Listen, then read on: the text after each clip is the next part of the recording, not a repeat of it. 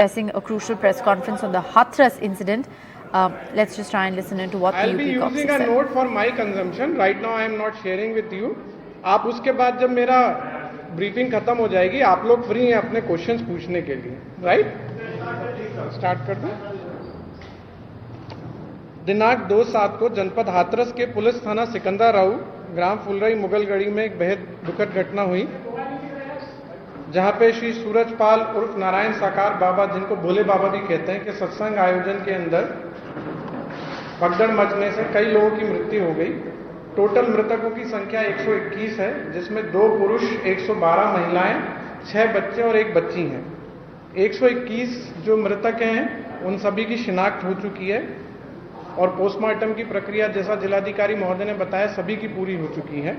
इसमें जनपद हाथरस के 19 हैं, बदायूं के 6 हैं, ललितपुर का 1 है, कासगंज के 10 हैं, अलीगढ़ के 17 हैं, शाहजहांपुर के 5 हैं, आगरा 18 हैं, फिरोजाबाद 1 है, गौतम बुद्ध नगर 1 है, एटा से 10 हैं, मथुरा 11, औरैया 2, बुलंदशहर 5, पीलीभीत 2, संभल 2, लखीमपुर 1, उन्नाव 1, गाजियाबाद 1, ग्वालियर 1, मुरैना मध्य प्रदेश में 1, पलवल हरियाणा में 1, फरीदाबाद हरियाणा में 4 और डीग के 1 लोग हैं। तो टोटल 121 की संख्या है।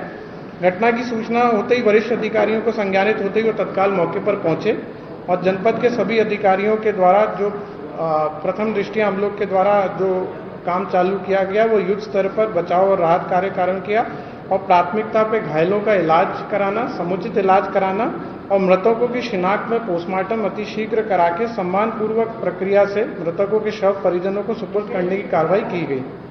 जैसा कि आप लोग को विदित है, इस घटना के संबंध में ऑनरेबल पीएमओ द्वारा 2 लाख रुपए की धनराशि और माननीय उत्तर प्रदेश शासन द्वारा 2 लाख रुपए की धनराशि जो मृतक हैं उनको दी गई है।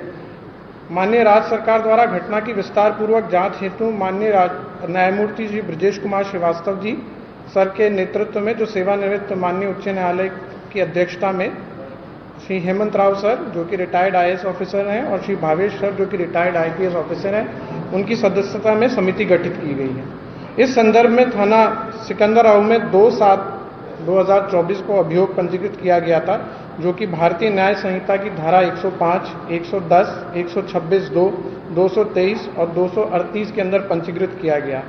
घटना की विवेचना को 2/7 तारीख को ही पुलिस अधीक्षक महोदय द्वारा राम प्रवेश राय, क्षेत्राधिकारी नगर को स्थानांतरित किया गया और इनके साथ एक सह विवेचक के रूप में थाना प्रभारी कोतवाली विजय कुमार को सह विवेचक नियुक्त किया गया। विवेचना प्रारंभ करते हुए 6 लोगों की अभी गिरफ्तारी की गई है। विवेचना के क्रम में एडीजी जोन आगरा द्वारा भी सभी जनपद में निर्देशित किया गया है अपने जनपद में गिरफ्तारी हेतु, और जोन स्तर के ऊपर भी एक एसओजी टीम का गठन हुआ है, जो कि संलिप्त लोगों और संस्था के सेवादार अधिकारी पदाधिकारियों की भूमिका को जांच करेगी। इसके अलावा रेंज लेवल की जितनी भी एसओजी टीम है उनको पुलिस अधीक्षक हाथरस के सहयोगार्थ संबद्ध किया गया है। घटनास्थल को सुबह 3 तारीख को सुबह ही फॉरेंसिक टीम और फील्ड यूनिट द्वारा साक्ष्य संकलन की कार्रवाई से गहन रूप से वहां पर साक्ष्य संकलन की कार्रवाई की गई थी कल मॉर्निंग में। जैसा मैंने बताया, 6 लोगों की अभी गिरफ्तारी हुई है, जिसके अंदर राम लड़ेते पुत्र रहबारी सिंह यादव, निवासी भानुपुरा, थाना कुरावली, जनपद मैनपुरी, उपेंद्र सिंह यादव पुत्र रामेश्वर सिंह, निवासी शिकवाबाद, जनपद फिरोजाबाद, मेघ सिंह पुत्र हुकुम सिंह, जनपद हाथरस, सिकंदराऊ थाना, इनकी गिरफ्तारी की गई है। मंजू यादव पत्नी सुशील कुमार, थाना सिकंदराऊ, इनकी गिरफ्तारी की गई है। मुकेश कुमार जो कि पुत्र मोहन सिंह, ये थाना सिकंदराऊ के हैं, इनकी गिरफ्तारी की गई है। मंजू देवी पत्नी किशन कुमार यादव, कचोरा, थाना सिकंदराऊ, 40 वर्ष, इनकी गिरफ्तारी की गई है। इनकी गिरफ्तारी जो है थाना कोतवाली और सिकंदराऊ से की गई है। विस्तार पूर्वक जब इनसे अभी प्रथम दृष्टया हम लोग की पूछताछ हुई है तो इनके द्वारा बताया गया कि ये सभी लोग आयोजन समिति के अध्यक्ष हैं, समिति के मेंबर्स हैं और पूर्व में इनके द्वारा कई आयोजनों के अंदर भी पार्टिसिपेट किया गया है। ये मुख्यतः सेवादार के रूप में कार्य करते हैं और आयोजक और इनकी सत्संग कमेटी में भीड़ इकट्ठा करना, चंदा इकट्ठा करना, इन सब चीज़ों का सहयोग प्रदान करते हैं। साथ ही साथ वहाँ पर जो देखा गया कि बैरिकेडिंग द्वारा भीड़ नियंत्रण करना, श्रद्धालु हेतु पंडाल की व्यवस्था करना, वाहनों की पार्किंग की व्यवस्था करना, कार्यक्रम स्थल पर खड़ंजा, बिजली की आपूर्ति, जनरेटर, सफाई व्यवस्था इत्यादि इन लोगों का कहना है कि हम लोगों के द्वारा कराई जाती है। वहाँ पर जो एक चीज़ आप लोगों ने भी देखा होगा, जो आपके वीडियोस आप लोग के पास आए, आपने भी देखा होगा कि उनके द्वारा ब्लैक कलर की डांगरी और जंगल वाली डांगरी और यूनिफॉर्म पहनी हुई थी। तो इनके द्वारा बताया गया है कि एक रूपता हेतु वहाँ पर पिंक ड्रेस दी जाती है, जिससे हम भीड़ को अपने हाथ से नियंत्रित करते हैं। बाबा के अनुयायियों के बारे में पता लगा कि उनके बारे में काफ़ी मान्यताएं हैं और बाबा के चरण रज लेने से बहुत सारे संकट दूर हो जाते हैं। और हम लोग चरण, जो बाबा की गाड़ी थी, उसको काफिले को भीड़ से निकालने हेतु आगे पीछे दौड़ते हैं। उस दिन भी बाबा की चरण रज के लिए भीड़ गाड़ी के आसपास आई, तो सेवादारों ने भीड़ को रोका और जैसे ही काफिला आगे निकला तो सेवादारों ने भीड़ को चरण रज होने के लिए अनियंत्रित छोड़ दिया। उसके बाद महिलाएं, बच्चे एक दूसरे के ऊपर गिर गए। घटना जब हुई तो ये लोग मौके से फरार हो गए। इनके द्वारा वहां पर किसी प्रकार का कोई सहयोग वहां की पुलिस या प्रशासनिक व्यवस्था को नहीं दिया गया।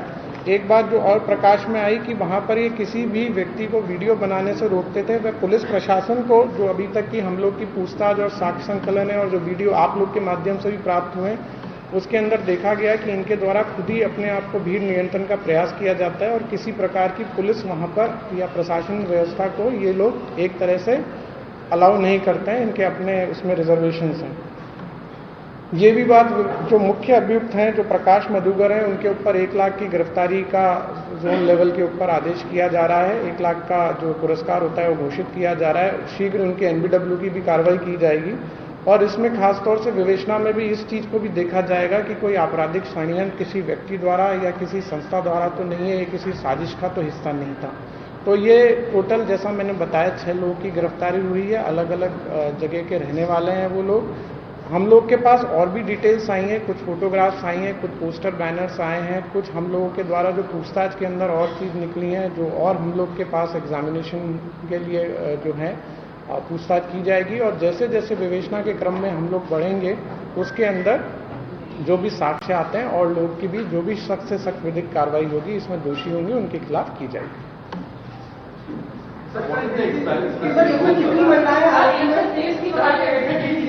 एक एक करके जस्ट अभी 2 महिलाएं इसमें गिरफ्तार हुई हैं, 4 पुरुष हैं। सर, ये महिलाएं सेवादार थी? ये सेवादार थी। ये बेसिकली एक, आप अगर वहां पर आप वीडियो भी देखेंगे वहां पे, तो ये कंपोजिट रूप से वहां पे साथ में खड़े रहते हैं। और एक, जैसा मैंने बताया, वहां पर जो भी गाड़ी के पास जाएगा उसको रोकना, एक तरह से भीड़ को नियंत्रण करना, ये उस दिन सभी लोग वहां पर मौजूद थे। और भी लोग इनके साथ ही हम लोग अभी पूछताछ में निकल के आए जो वहां पर मौजूद थे, जिन्होंने अलग अलग तरह की ड्रेसेस भी पहन रखी थी, जिन्होंने कि चंदा भी इकट्ठा किया था, फाइनेंशियल रूप से भी इसको जो सपोर्ट था वो किया था। और बेसिकली जब भगदड़ की सिचुएशन हुई तो ये सब जो भी आयोजन करता है मौके से भाग गए। FIR पंजीकृत हो गई है, फर्स्ट इंफॉर्मेशन रिपोर्ट है। अगर विवेचना में साक्ष्य निकल के आता है और किसी का भी नहीं, अभी पूछताछ नहीं हुई है। आप कांटेक्ट में हैं बाबा के? आप बात में हैं? जैसे हमारी विवेचना के अंदर हम लोग आगे बढ़ेंगे और अगर किसी का रोल, जैसा मैंने बताया, ये आज विवेचना का पहला दिन था। जो हमारा पहला दायित्व था जब घटना परसों हुई थी कि जल्दी से जल्दी लोगों को राहत देना, इलाज कराना और सीन ऑफ क्राइम को प्रिजर्व करना, ये किया गया। विवेचना का पहला दिन होते हुए कल रात से जो गिरफ्तारी पूछताछ की प्रक्रिया चालू की गई, उसके क्रम में 6 लोगों की गिरफ्तारी, जैसा मैंने बताया, वो की गई। आगे किसकी गिरफ्तारी होगी नहीं होगी, it will depend upon the विवेचक and the facts that comes into the place कि क्या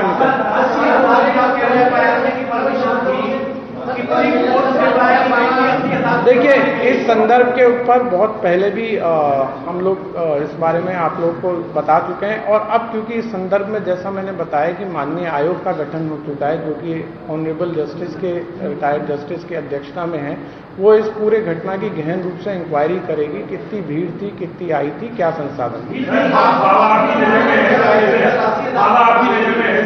मैंने बताया आपको कि अगर विवेचना में किसी का भी रोल निकल के आता है तो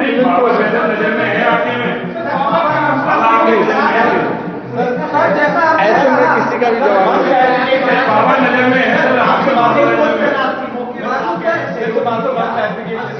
नहीं। नहीं, फोर्स वहां पर तैनात की गई थी, वहां पर फोर्स की तैनाती थी। और इस संदर्भ के अंदर जैसा मैंने बताया, माननीय आयोग का गठन हो चुका है। वहां पे ट्रैफिक पुलिस भी तैनात थी, वहां पे फायर की पुलिस भी तैनात थी, वहां पे सिविल पुलिस भी तैनात थी, वहां पे पीएससी भी तैनात थी। सर, वन क्लैरिफिकेशन के बाद this Manav Mangal Milan Sadbhavana Samagam, what is the hierarchy which they follow? Is this Baba head of this organization? जो अभी तक जानकारी आई है वही हेड करते हैं, जो अभी तक की जानकारी है। हाँ। मैं अभी तक की जानकारी आप लोगों से शेयर कर रहा हूँ, ठीक है? ऑर्गेनाइजेशन का हेड बाबा आपकी नजर में है सर? ऑर्गेनाइजेशन मैंने बताया विवेचना में अगर कोई जीविका अगर जरूरत पड़ेगी तो पूछताछ की जाएगी, आवश्यकता पड़ेगी, we will do in the course of investigation. It is too early to say और कमेंट कि जो है उनका रोल है कि नहीं है।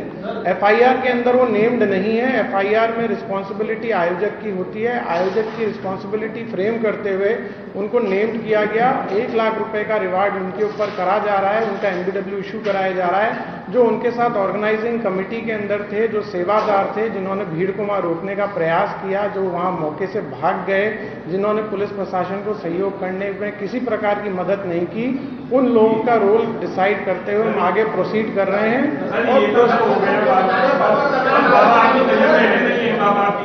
मैं बता दिया आपको, इन्वेस्टिगेशन में follow the due process. Sir आपने कहा कि ये लोग की जिम्मेदारी थी क्राउड मैनेजमेंट की सारे लोगों की।